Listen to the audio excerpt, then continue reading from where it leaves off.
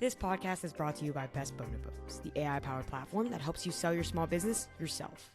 Hello, welcome to the Business Owners Unfiltered podcast.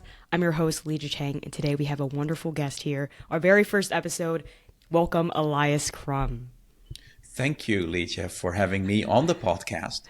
A podcast that we have set up together, but for the very first one, I imagined that it would be a nice one to share our founder story here. Exactly. So just to give a quick introduction, I'm Leja again, and I work for Elias. I'm the product growth and marketing intern, and we have just recently launched, and this podcast is an initiative to try and hear more about business owner stories straight from them. And Elias himself is an entrepreneur. So we're going to jump right in. All right, Elias, could you give us a quick introduction just into your story? Absolutely. So I haven't been an entrepreneur all my life. I started out at a big corporate firm. During the first years that I worked there, I found out that I didn't want to be like a number in a big company where you have very limited responsibilities and everything is very clear as to what you're supposed to do and what you're not supposed to do.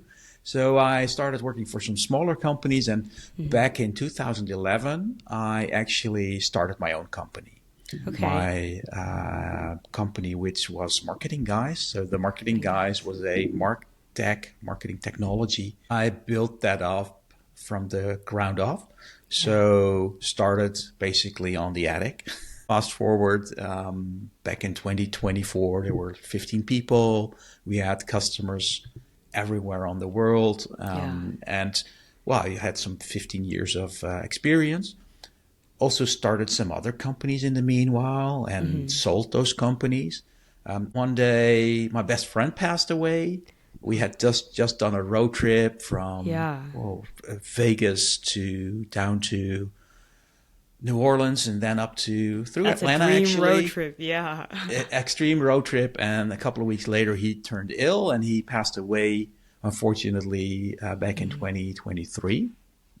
And I was thinking, and I can spend another 20 years doing what I'm doing and make a nice living, or maybe do something else and reinvent myself and start creating again.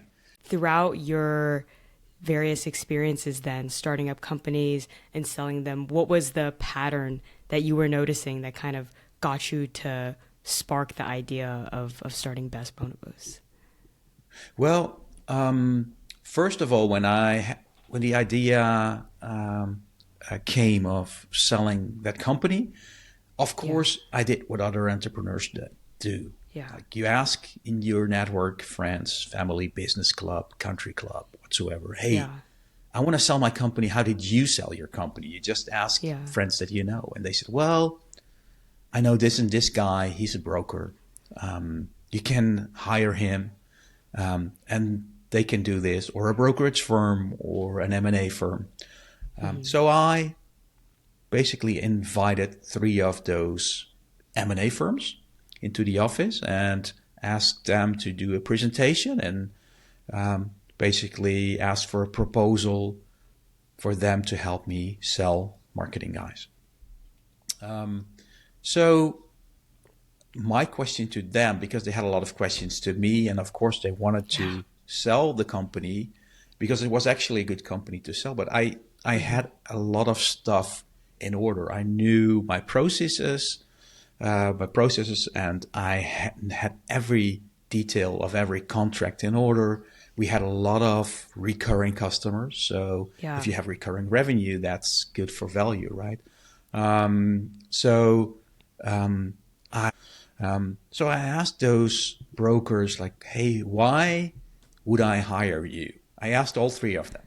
And all 3 of them came with a kind of similar answer. And they said, well, the number one reason for company owners to hire us is for negotiations. Because we can negotiate on your behalf, and because we know it's hard for you as an entrepreneur to negotiate on your own, on your own company. And I was like, I don't think so. What I'm are not you sure. talking about? Why would it be Yeah. Why difficult would as you an know my entrepreneur? company more? And as an entrepreneur, you're always negotiating and dealing with sales contacts, etc. So I was like, Yeah. okay, what else? What else is it? Because my idea of finding a broker and my Yeah. number one reason for hiring a broker would be for them to have a network of potential buyers. So I don't have to Yeah. look for that buyer myself. So, and I don't have to do the heavy lifting. They'll do everything for me. I'll Yeah, just pay them and exactly. they'll do it. Well, that's in my case and in a lot of cases that of business owners that I've spoken to in the meanwhile, that just isn't the case. You still have They to do don't the just heavy hand lifting. you the buyers on the platter. No, and it doesn't have to be like that. You can No. take destiny into your own hands and start preparing. They're Yeah, not I don't necessarily hear very thinking, often of the selling part or even exit readiness. I think everyone kind of glorifies the idea of starting a business, running a business, growing the business, even, you know, just for as long as that can take, but actually slowing down once it gets to, people like that florist who reaches 65, there's a lot less conversation there. so you have to prepare between 1 and 2 years and start preparing, and then you can make a great exit. But you have to prepare for that exit because there's a couple of things you have to pay attention to when you're selling. So one of them Yeah. is not being too much involved as an owner. A lot of small businesses are centered around the owner. If you take Yeah. away the So owner, the business dependent. falls apart. Yeah. That's very hard when you're selling your company. So you have to make sure that you'll be able to take a little vacation without the business falling apart Yeah, the or revenue going to zero when you're in Aruba or something like that. correct. So that's what happens a lot. And there's some other stuff that you can prepare easily, but you Yeah. have to start preparing. Yeah. And I want to kind of go back to when you were saying when you invited those 3 M&A advisors, you were talking to them and that you were so prepared and you had all of your things sorted out. How did you know to gather all of those supplies, and where's that gap that you're trying to bridge between you and maybe other business owners that Brought out when I asked them what the cost would be. oh my goodness. Yeah, What the cost of selling your business is between 5 and 15% of the proceedings of the company. they would take 5 to 15%. That is also 5 to 15%. that's a very large chunk. That's a huge chunk, especially when you, as a company owner, have built that company for maybe 10 years, maybe 20 Yeah. years, maybe 30 years. You Yeah. put all your money in there, all blood, sweat, and tears. You sacrifice your family life, whatever, Yeah. for it. And then a broker comes up and says, well, yeah, I'm going to sell that company for you at 15 points or 10%. And if you're a huge one, maybe 5%. Yeah. But that's if you're over 10 or 20 million company value. So Yeah. I would Which say is not as much. one of the reasons I started looking into it was like, what do they do for that money? How can I get prepared myself? They make it sound like rocket science, where it is Yeah. not actually rocket science. Yeah. I mean, that's probably the entire business model of how they run off. They run off, the entrepreneurs who don't have access to this information. Well, it's doesn't sound fair to me. So everyone has to make a living. The brokers have to make a living, and I can Yeah. fully understand that you have a broker when you have a very complicated business. Let's say you have a business of doing over 10 million, 20 million. You have a lot of subsidiaries. You have some legal entities. You have 20 partners or Yeah. whatever. If it's a difficult legal structure, of course you want to have the A helping broker, hand.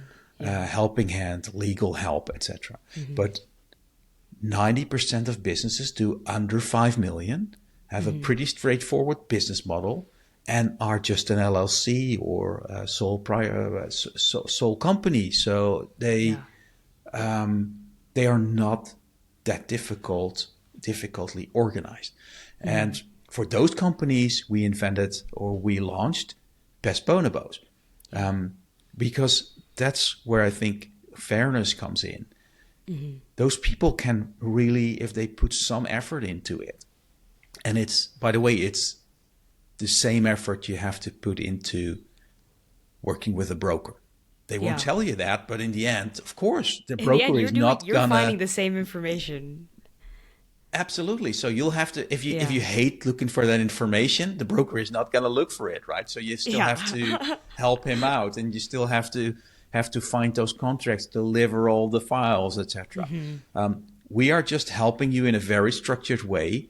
First of all, to come to a valuation, because from what I've seen, small business owners think it's very difficult to get to get an actual valuation on their business.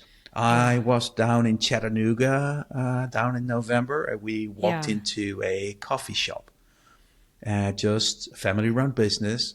I asked the owner; it was the mother of the family, and she said, "Well, ask my son. He's doing the numbers. He's running the He's numbers." keeping So books in the back. he's keeping books literally in the back. So I Yeah. had to wait for him to come out, and I asked him, "It's like, hey, let's call him Andrew. Andrew, what's your business worth?" He Yeah. said, "Well, maybe we have a couple of machines here, coffee machines. Those are worth 15,000, and then we have some inventory, maybe 25,000." That's not the way evaluation works. You know, the Yeah. valuation is about how much revenue do you have, how much profits Yeah. do you make, what's your market like, how do you grow, Yeah. what's your company structure like, etc.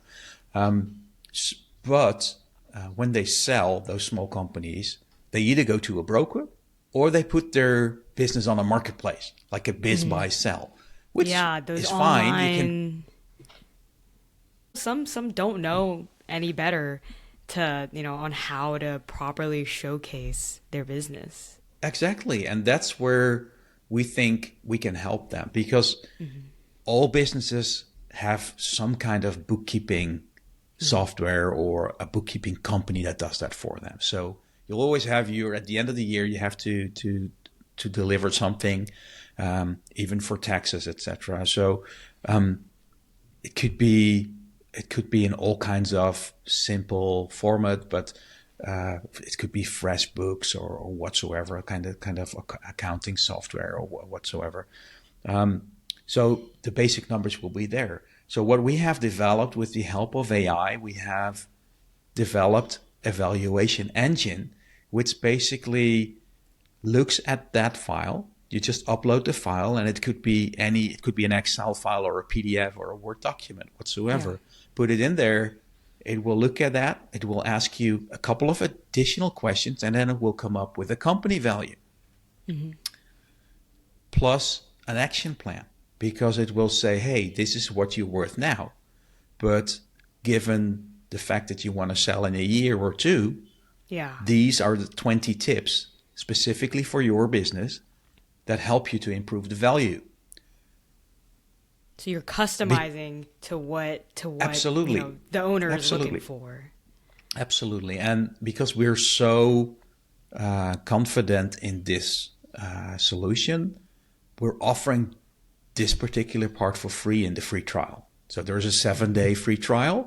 You don't even have to give in a credit card number or register with your credit card or whatsoever. So it's actually just your email address. Yeah. It is in a safe environment, so you have to log in, because we don't want hackers or anyone to be able to dig into your data.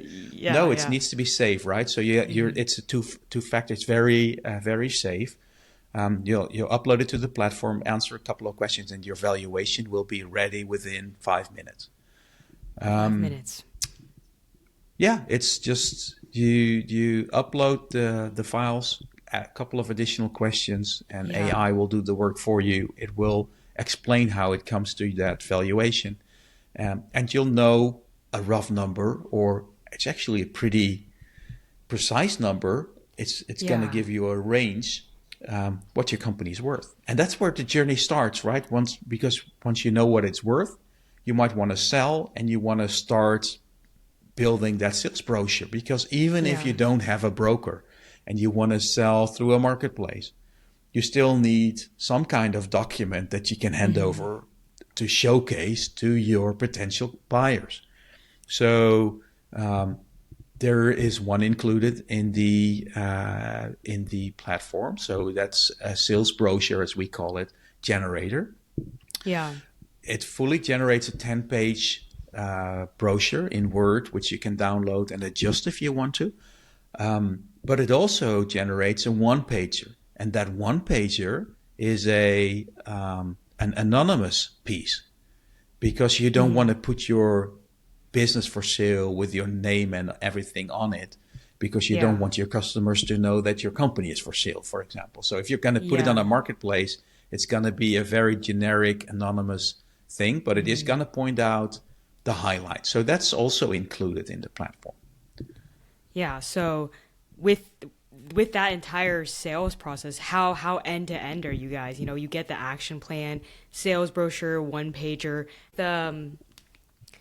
So this, I guess, kind of really expands the network, because if you're with a broker, they have contacts in their head, but they're not necessarily doing the grunt work of searching on the internet for this profile that matches who you were to find. No. Lydia, in practice, what they do is they're gonna put you on BizBuySell. That's what they're doing. Yeah, they're gonna do that for you. That's basically what they're doing, anonymously, of course. And it's been like that for ages, but that's basically what they're doing. They're creating that sales brochure for you. And I didn't even tell you that, but that sales brochure, they're gonna charge you like $15K for that. Just more to generate on top of the 5 to 15%. Yeah, because that's a lot of work. They call it a retainer, and they're going to charge you for that, which is their good right, and they can do that because that's their business model, etc. Right. They're only doing a couple of businesses a year, but we thought AI could do this better, specifically for the smaller companies, and it is the way it is. They really put you on a marketplace, and if a potential buyer comes, they're going to reach out to the broker, and the broker is going to put them into contact with you. And I think if as a business owner, this is something you can do yourself. Yeah. Put like so really 30 to 60 minutes coming through. Yeah. You know what price you're going to ask because you have a great valuation, but that's not where we stop. Because we're going to help you set up a NDA, so a non-disclosure agreement with the potential buyer. Once the potential buyer starts talking to you, we're going to help you put that LOI together, so the letter of intent. We're going to prepare you for your negotiations, because that's one of the parts that I underestimated when I was selling myself. The psychological. What were some problems that you ran into? Well, it's not problems. It's just it's taken forever when you're selling. The thing is, once you have made the decision as a business owner to sell, you just want to get rid of it, not as fast as possible. But you've made that you're almost as an entrepreneur. You're thinking fast, and you're already starting something new in your head. You just want to get rid of it, and the paperwork is taking forever, and you can speed that up by being prepared. People start asking questions, so a lot that's actually one of the things that comes after the negotiations, but that's where a lot of deals fall apart, is actually the due diligence, where people the potential buyer is going to look into your books.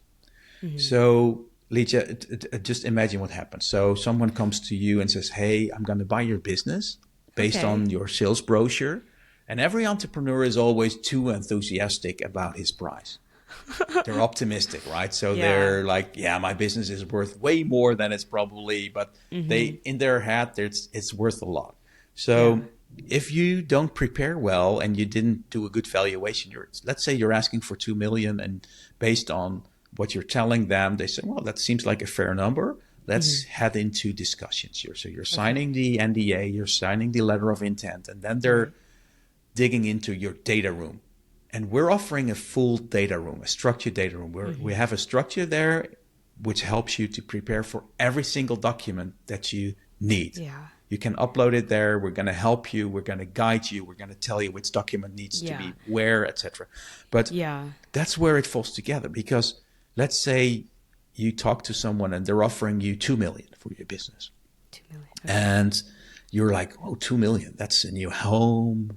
That's a nice new car. Maybe you could buy this. And you already spent that money in your head, right? So they're going to come into this data room. They're going to check for your books. And then it's, hey, Lydia, we've checked everything. And now that we've seen the books, we think it's worth 750. Big drop. Big drop. That's what happens. That's what really happens in practice. Because they're going to try to lowball you. They're going to try to get the price down. So they're going to, and you are like, but what with the house and I'll take the 750. I'll take the 750. At least I have 750. I'll buy a smaller house or a smaller car or whatsoever. Yeah.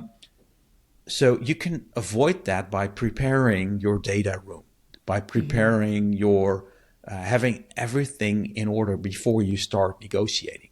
Yeah. So if you weren't to use BestBonobos, would business owners in real life just have to gather all the various fragments and pieces in one place versus, I guess what you guys offer? Yeah, absolutely. Yeah, you either end up with an email from a potential buyer or an accountant or a broker from the buyer's side. It says, well, can you please upload everything to this Google Drive? And they'll send you a list and you have to just upload everything. Or you have to send it to them by email or upload it to some kind of paid service, because there's plenty of data room services, but they're very expensive. Yeah. And we figured, well, to be able to sell on your own terms, that's an essential part to have that data room covered. Yeah. So we offer a full data room. It's well you've seen it. It's a lot of documents, but if you prepare, it's probably going to take you a couple of hours. Yeah. But with a broker, you need to do the same work. Exactly. It's absolutely well worth it, because you're so prepared for that deal. They're not gonna lowball you, or they will try to, but they're not going to be able to, because you're prepared and your valuation is true. Because that's the other part of asking a broker for a business valuation. There's some subjectivity and sales pitch in there, right? Because they want to have you in their portfolio. Yeah, so let's I can say imagine they're charging some potential inflation of absolutely value there. Absolutely. The first thing they will ask, it's similar to selling your house, asking a realtor. First thing they'll ask you is, Lisa, you want to sell your company. What do you think it's worth? Well, if you tell them 2 million and they think it's 1 million, they're going to say, yeah, you could be right, 2 million. Let's sign the deal and let's start putting everything on paper, and then we're going to ask 1.7 or 1.8, and they know they're only going to get 1.2, but they're getting 10 or 15%, they're getting the retainer, etc. So for them, it's not that much of a difference. Oh, I see. So it's very natural. If you're on a broker side, you want to have that deal, you want to have that company, especially if you're a nice company and they see a potential. But they're still going to ask you, what do you think it's worth? And as a business owner, you're always on the high end. You're never on the low end. So that's the way it works. And on our end, we don't care what your business is worth. We're giving you a valuation which is based on market data, but also on accounting data. So it's both an EBITDA multiple, to be technical. So a number of times your profits. Before taxes, etc. And it's also a discounted cash flow. So it's actually calculating in multiple ways, and it's actually something the broker will ask you $1,500 for. $1,500 to give you the value just of your to business. get you the valuation that you're getting in the free trial at BestBonobos. Wow. When you set it up like that, there's a good side by side there. Yeah. It's, well, I would say just go ahead. It's a free trial. Try us out. And I hope the valuation is up to your expectations. If not, you'll have a couple of tips on how to improve that value. Yeah. And go ahead. You'd mentioned the AI that goes into calculating some of these values, and I just wanted to kind of touch on that lately because I know a lot of people, as much as AI is exciting, are also skeptical of it. How have you ensured that the number that the business owner will receive hasn't hallucinated in any sort of sense? Yeah, sure. So that's a big thing you're saying there, hallucinating, because a lot of, everyone knows when you're asking ChatGPT or something, it comes back and says, well, that's a great question. And it will come up with all kinds of extra info, but it will just hallucinate. Yeah. So what we've done is we built AI, I would say for 70-80% on our own end. So we're not using like external AI for valuation, for example. We do use external market data and AI to get, for example, industry multiples or regional data. So a company valuation in Alpharetta might be different from downtown Atlanta. Yeah. Let's say a coffee shop. It's probably, if you're midtown, that might be different from somewhere in some rural area. So we need to get that somewhere. So we built that. The other thing with AI is that it is just as good as what you put in there. Right. So garbage in, garbage out. Right. And what we're actually doing is guiding you through that process. So we're not just giving you an empty field and say, hey, put a prompt here and ask us for anything. That's basically what ChatGPT does, right? Right. I wouldn't want to upload my company data just to any AI, that's true. open AI thing. Nothing secure about that. Nothing secure about it. Well, if you do so, make sure you have a paid subscription to, for example, OpenAI, but never just share that. So we made sure that everything in there is isolated. So we never upload anything, for example. So if you upload your company data to us, like let's say you're uploading an annual report, we're not just uploading that to OpenAI and say, hey, come up with an answer. We're picking the data from it. So we're actually, for the valuation, it's 39 variables that we're using. And those we are calculating with. Yeah. So it's 39 numbers being like, it could be EBITDA, but it is also how much is the dependency on the owner. Right. What is your, how many customers do you have? Is it all? So you guys are taking into account the value of not just, those really obvious quantitative factors that a business owner could think of, but, dependency on the owner. That's the thing, right? Yeah. There's multiple valuation websites and usually they are owned by brokers where you put in 5 fields and they'll come up with a company value. Well, that's just not a company value. That's just a ballpark on what your company or any company could be worth. If you really want to have an accurate valuation, you really need to spend some time on it or just upload your annual report. And then you'll have, in a couple of probably 5 to 10 minutes, you'll have a very accurate evaluation of your company. One of my main questions for you is why Atlanta? Not only are there so many other U.S. cities that you could have potentially launched in, but as a Dutch man yourself, Europe as a market too. how did you land on Atlanta? Absolutely. So first of all, the US, because there's so many exits, so many small businesses sell, like almost 1 million a year. And 90% of them are under a million in company value. So for us, that makes total sense.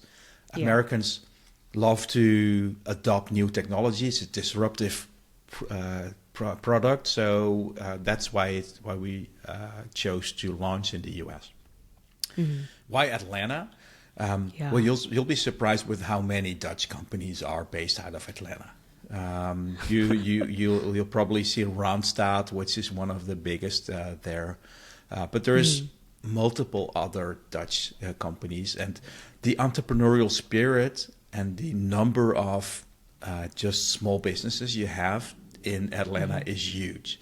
There is almost like over 6.5 million people in the larger Atlanta metro area, which is so entrepreneurial, and there's a lot of small businesses that just don't know where to get started. Right. And the Southeast is just known for the entrepreneurial spirit for small businesses. Yeah. And we think there's a lot of underserved entrepreneurs, people that we think deserve that fair proceedings or the fair value for their company. That's why Atlanta. I have a history with Atlanta. I've done business in Atlanta. When I worked back in 2007, I used to work for a software company where we actually had an office which I set up in Atlanta. Oh. Actually in Buckhead. So my relationship with Atlanta goes back 20 years. Yeah. I have friends in Atlanta. I've done business in Atlanta. Even with marketing guys, we had customers in Atlanta, partners in Atlanta. We used to work with Sales Loft out of the Tech Village. So I've always had that connection with Atlanta. I love the way the people are entrepreneurial, normal in a sense, Southern. Yeah. So that's why we chose Atlanta.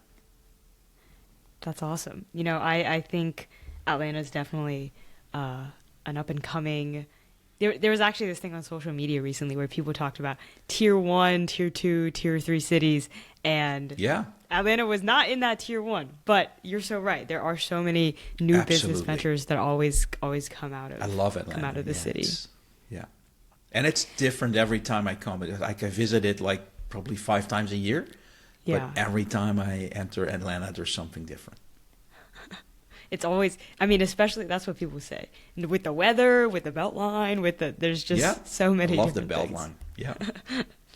So I wanted to touch a little bit more on your personal story with, how you and your co-founder, Sebastian, came to be. Now, Sebastian's going to be a guest on the next episode of this podcast. But just kind of from your end, noticing where there's a gap in this market, when you were at that trade show to actually reaching out to a partner and collaborating on this project. How was that process? I actually was visiting that trade show with Sebastian.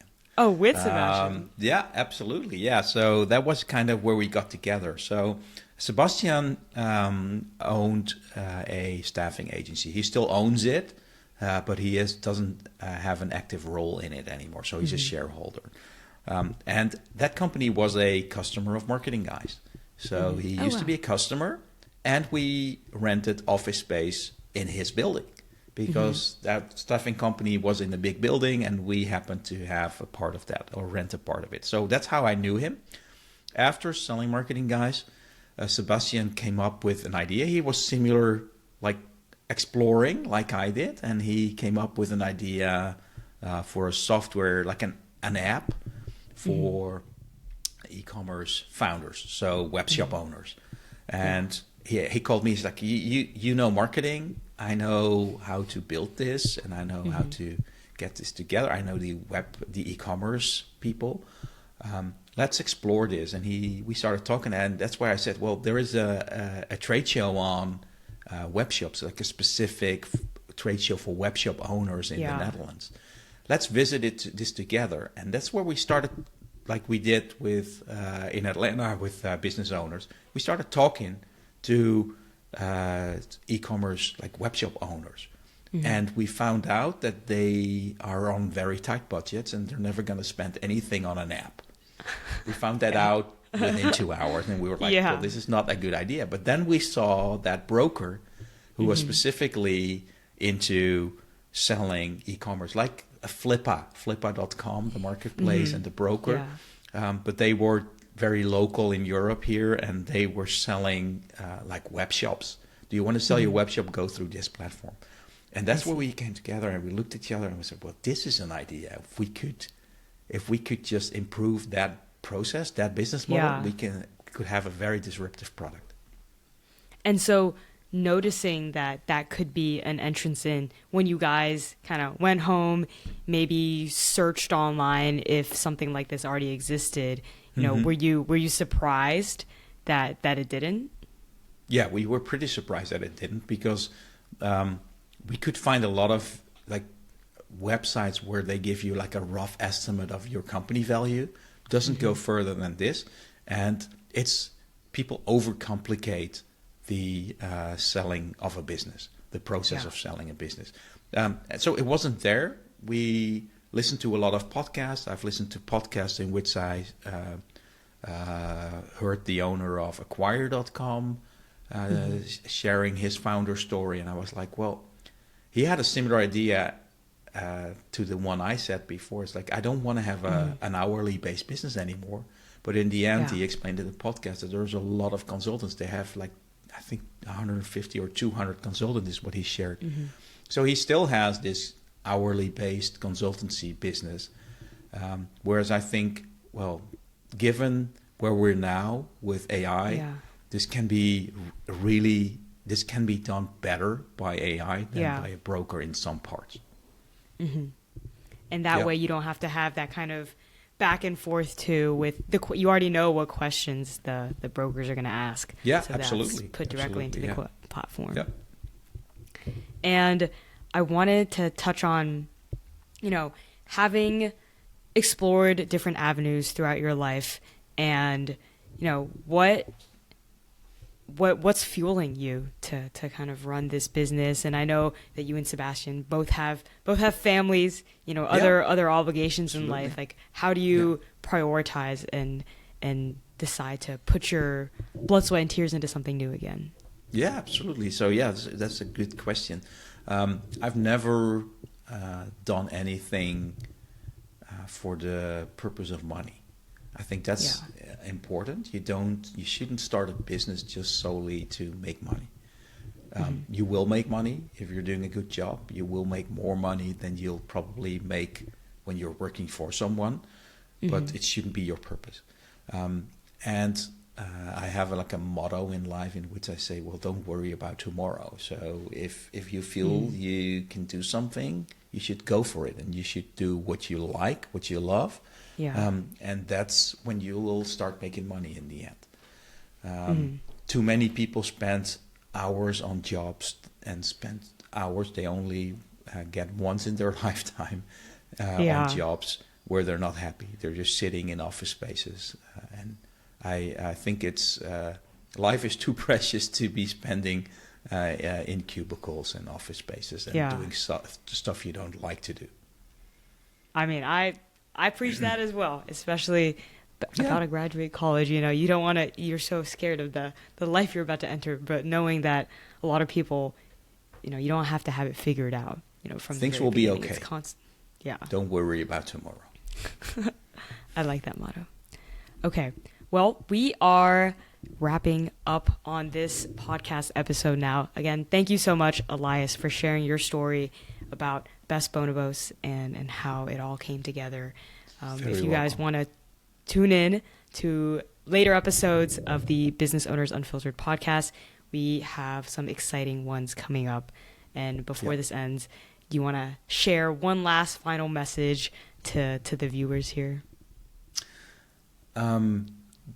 Every business owner will come to a point where he or she will sell their company or have to sell their company.